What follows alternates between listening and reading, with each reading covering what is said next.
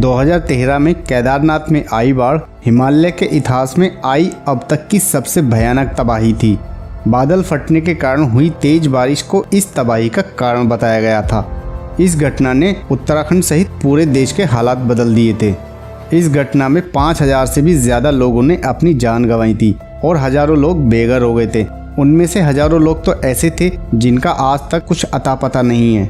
आज 2022 में केदारनाथ धाम आपदा के 9 साल पूरे हो रहे हैं। इसलिए इस वीडियो में हम डिटेल में जानेंगे केदारनाथ धाम में हुई उस आपदा के बारे में और जानेंगे केदारनाथ धाम तबाही की पूरी घटना और सच्चाई के बारे में। अगर आप भी उस घटना के बारे में विस्तार से जानना चाहते हैं तो पूरी वीडियो जरूर देखिएगा।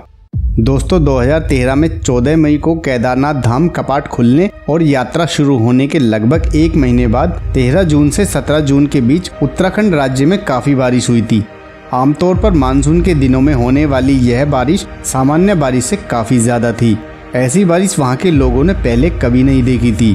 केदारनाथ में आई प्राकृतिक आपदा के बाद पहले किसी को भी समझ नहीं आया कि आखिर इतनी बड़ी तबाही किस वजह से आई। अंदाजा तो सभी लोग लगा रहे थे, लेकिन असली वजह किसी को भी नहीं पता थी। लेकिन अब तक सभी श्रद्धालु, पुजारी और अन्य लोग सहित वहां जो भारी भीड़ जमा थी, वे सभी लोग केदारनाथ धाम में ही अलग अलग होटलों, धर्मशालाओं और गेस्ट हाउस में ठहरे हुए थे और सभी लोग बारिश रुकने का इंतजार कर रहे थे। लेकिन किसी को यह खबर नहीं थी कि 16 जून की शाम को इतनी बड़ी मुसीबत आने वाली थी। 13 जून को शुरू हुई बारिश 16 जून को भी लगातार हो रही थी। सभी तीर्थयात्री केदारनाथ मंदिर के आसपास बने होटलों और धर्मशालाओं में इकट्ठा हो गए थे, लेकिन वहां मौजूद हर एक शख्स सुबह से ही डरा हुआ था। बारिश पिछले 3 दिन से रुकने का नाम ही नहीं ले रही थी। केदारनाथ धाम के आसपास कई सालों से रह रहे लोगों ने भी आसमान से इतना पानी एक साथ बरसते कभी नहीं देखा था। लगातार हो रही बारिश का असर अब धीरे धीरे दिखने लगा था। 16 तारीख की सुबह भैरवनाथ के मंदिर वाली पहाड़ी टूटने लगी थी और वहां से लैंडस्लाइड शुरू हो गया था। वह केदारनाथ से भैरव मंदिर जाने वाला मार्ग बंद हो गया। शाम होते होते नदियों का पानी केदारनाथ धाम को देश के बाकी हिस्से से जोड़ने वाले 2 पुलों के ऊपर से बहने लगा था। हालात बद से बदतर होते जा रहे थे। इन सब के बीच अब केदारनाथ में शाम ढल चुकी थी और अंधेरा भी हो चुका था। पूरे इलाके में बिजली के लिए लगा पावर हाउस फेल हो गया था। इस कारण बिजली भी गुल हो गई थी। लेकिन बारिश अभी भी जारी थी, जिस कारण केदारनाथ के आसपास के पहाड़ों में, झीलों में भारी मात्रा में पानी भर गया था और ग्लेशियर्स भी पिघलने लगे थे। साथ ही केदारनाथ के आसपास पहाड़ों पर भी बादल फट रहे थे और बादल फटने से लैंडस्लाइड शुरू हो गए थे। दरअसल केदारनाथ के आसपास बहने वाली नदियां मंदाकिनी और सरस्वती उफान पर थीं, जिससे चोराबाड़ी ग्लेशियर्स पिघल गया और ग्लेशियर्स पिघलने से मंदाकिनी नदी उफान पर आ गई थी।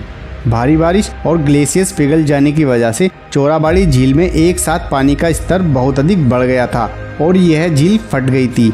जैसे ही यह झील फटी 16 जून 2013 की रात में करीब 8:30 बजे झील फटने और भयानक लैंडस्लाइड होने के मलबे के साथ पहाड़ों में जमा सारा पानी तेज रफ्तार से मंदाकिनी नदी के जरिए केदार घाटी में पहुंच गया। तब सभी श्रद्धालु और अन्य लोग मंदिर के नजदीक बने और घाटी से सटे मकानों में सो रहे थे। जैसे ही केदारनाथ में बाढ़ आई, किसी को समझने का मौका नहीं मिला और सभी लोग नदी के बहाव में बह गए। यह सब इतना अचानक हुआ कि किसी को संभलने का मौका तक नहीं मिला। लेकिन इनमें कई लोग जो बाल बाल बच गए, वो जान बचाने के लिए इधर उधर भागने लगे। हर जगह रात के सन्नाटे में लोगों की चीखें गूंज रही थी। जान बचाने के लिए लोग होटलों व धर्मशालाओं की ओर भाग रहे थे। बहुत सारे लोग तो डरकर पहले ही जंगल और पहाड़ी की ओर भाग गए थे। केदारनाथ मंदिर के आसपास बसा शहर चारों तरफ से गर्जना करती नदियों से घिर गया था।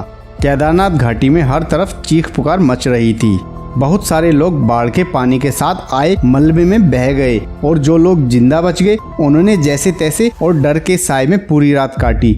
मंदिरों, होटलों और गेस्ट हाउस में जाग रहे लोग, किसी को भी समझ नहीं आ रहा था कि आगे क्या होने वाला है। 16 तारीख की काली रात गुजर गई और सुबह होते ही लोगों में भरोसा जगा कि जान बच गई। लेकिन अगली सुबह और भी भयानक साबित हुई। सुबह केदारनाथ बस्ती के आसपास से गर्जना के साथ नदियां बहती रहीं। एक के बाद एक होटल, इमारत और घर पानी में डूबते गए और बहते चले गए। दहशत से लोग जान बचाने के रास्ते ढूंढ रहे थे। अचानक मंदाकिनी नदी की भयानक गर्जना के बीच चोराबाड़ी ताल के एक तरफ के पत्थर का तटबंध जोरदार आवाज के साथ टूट गया और एक बड़ा सैलाब मंदिर के पीछे से आया यह देखकर लोगों ने जान बचाने के लिए फिर से इधर उधर भागना शुरू कर दिया, लेकिन पानी कई लोगों को बहा ले गया और कई लोगों को बड़े बड़े पत्थरों ने कुचल दिया। मलबे के साथ बड़े बड़े चट्टान नुमा पत्थर लुढ़क कर आने लगे थे। सारा पानी व मलबा बड़ी बड़ी चट्टानों के साथ तेज गति से बहता हुआ केदारनाथ बस्ती को तहस नहस करता हुआ निकल गया। केदारनाथ घाटी में मंदिर को छोड़कर सब कुछ तहस नहस हो गया था और पीछे सैकड़ों मौतों का ऐसा मंजर छोड़ गया जिसको देखकर पूरा देश हिल गया था। केदारनाथ बस्ती पानी के साथ बह गई थी। करीब 40 किलोमीटर प्रति घंटे की रफ्तार से 100 मीटर ऊंची पानी की लहरों में बड़ी बड़ी चट्टानें थीं। इस सैलाब में कई धर्मशालाएं, गेस्ट हाउस और होटल बह गए थे। केदारनाथ मंदिर के पीछे सारी इमारतें खत्म हो गई थीं। बस्ती में किस्मत से जिंदा बच गए लोगों के कई रिश्तेदार सैलाब में बह गए थे। इनमें से कईयों का आज तक कोई पता नहीं चला। कुछ मिनटों में ही केदारनाथ बस्ती में मकानों की जगह पत्थरों का मलबा था और इंसानों की लाशें जहां तहां बिखरी थीं। चोराबाड़ी ताल से निकले तबाही के सैलाब के रास्ते में जो भी गांव आया वहां भारी तबाही हुई। रामबाड़ा और गौरीकुंड के इलाकों में जान माल का भी भारी नुकसान हुआ था। इस तबाही में केदारनाथ मंदिर बच गया क्योंकि इसके पीछे एक बहुत बड़ी चट्टान आकर रुक गई थी, जिस कारण सैलाब इसके आसपास दोनों ओर से होकर गुजर गया। लोगों की आंखों के सामने उनके अपने जिगर के टुकड़े बहते चले गए और सैलाब में ओझल हो गए। एक दूसरे के बचाने के लिए वे हाथ पकड़े हुए थे, लेकिन बहाव इतना तेज था कि चंद मिनटों में ही सैकड़ों परिवार उजड़ गए।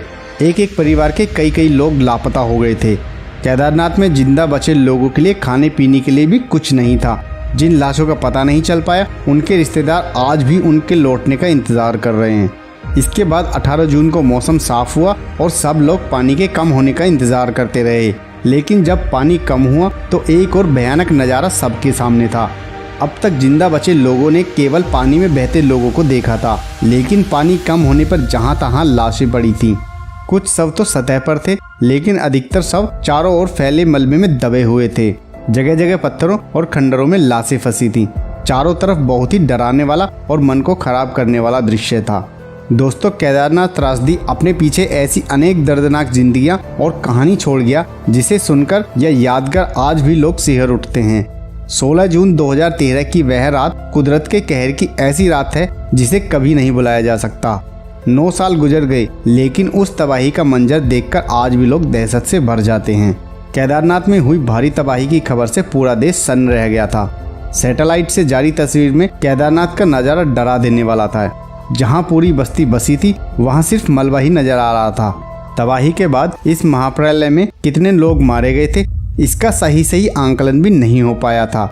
सरकारी आंकड़ों के अनुसार 5000 लोग से ज्यादा लोगों ने अपनी जान गंवाई थी, लेकिन ऐसा माना जाता है कि 5000 से कहीं ज्यादा अधिक लोगों ने अपनी जान इस त्रासदी में गंवाई थी। वहीं कई हजार लोगों का अब तक कोई अता पता नहीं है। इस तबाही के महीनों बाद भी केदारनाथ के आसपास के इलाकों से मिले कंकाल भी बताते हैं कि प्रलय का वो मंजर कितना भयानक था। सेना, वायुसेना, आईटीबीपी और एनडीआरएफ टीम ने इस तबाही के बाद मिलकर लाखों लोगों को बाढ़ से निकालकर उनकी जान बचाई थी। लाखों लोग बेघर हो गए और करोड़ों रुपए का नुकसान भी हुआ था। अधिकतर रास्ते कट गए थे। कई पहाड़ दरकने से सब कुछ मलबे में तब्दील हो गया था। इस घटना के बाद 2 साल तक केदारनाथ की यात्रा पर रोक लगा दी गई थी, लेकिन आज भी उत्तराखंड उस बाढ़ के चोट से उबर नहीं पाया है। ये आपदा उत्तराखंड सहित देश के लोगों के लिए भी किसी बुरे सपने से कम नहीं थी। बादल फटने के कारण हुई बहुत तेज बारिश को इस तबाही का कारण बताया गया, लेकिन एनवायरमेंटलिस्ट और एक्सपर्ट मानते हैं कि मानवीय कारणों से यह आपदा आई थी। पहाड़ों पर अत्यधिक निर्माण कार्य करने, बहुत अधिक पर्यटकों की आवाजाही, खनन के कारण पहाड़ों और पारिस्थितिक तंत्र को बहुत ज्यादा नुकसान पहुंचा था, जो इस त्रासदी का कारण बना। हालांकि बहुत ज्यादा बारिश के कारण भी यह बाढ़ आई। तेजी से हुए निर्माण कार्यों के बाद हालात भी जल्दी ही सुधरे थे और ये क्षेत्र फिर से विकसित होने लगे। वहीं इस हादसे के बाद सरकार भी संभली। यात्रा पर आने वाले हर यात्री का पंजीकरण करवाना जरूरी किया गया, जिससे श्रद्धालुओं का रिकॉर्ड रखा जा सके। इस त्रासदी के साल बाद देवभूमि के लोगों का जीवन पटरी पर तो लौट आया, लेकिन आज भी वे इस घटना को किसी बुरे सपने से कम नहीं समझते हैं। तो दोस्तों, ये थी केदारनाथ त्रासदी के बारे में पूरी और कंप्लीट इन्फॉर्मेशन। उम्मीद है वीडियो आपको पसंद आई होगी। अगर पसंद आई तो वीडियो को लाइक, कमेंट, शेयर करने के साथ साथ चैनल को सब्सक्राइब भी करें।